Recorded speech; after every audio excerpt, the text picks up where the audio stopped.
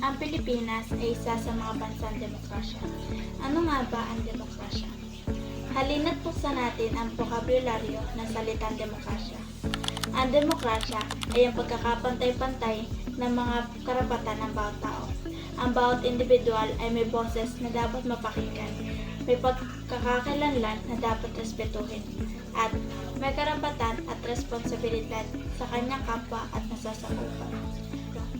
Ang lahat ng antas ng tao ay may karapatang bumoto, maghalal at mahalal. Higit pa sa lahat, may karapatan din silang mapakinggan ang kanilang mga daing at suliranin. Ngunit, paano nga ba natin magagamit ang ating karapatan sa mundo ng korupsyon, kung saan maraming mga politikal na tao ang gumagamit ng pondo at kaba ng bayan sa maling paraan at pansariling interes lang? Isang pagpapatotoo nito ay ang mga Ghost Project dulot ng di epektibong flood control.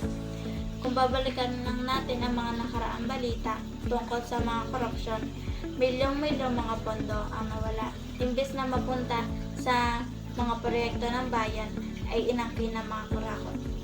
Ang dulot nito, mga bahay at hanap buhay na lubog sa baha, mga taong walang matirhan at makain, mga taong natatapak-tapakan ng kanilang dignidad at kawalan ng boses ng mga mamamayan sa kabila ng pag-iirap. Sa ngayon, balikan muna natin ang huling tanong. Paano nga ba magiging epektibo ang demokrasya sa mundo ng korupsyon?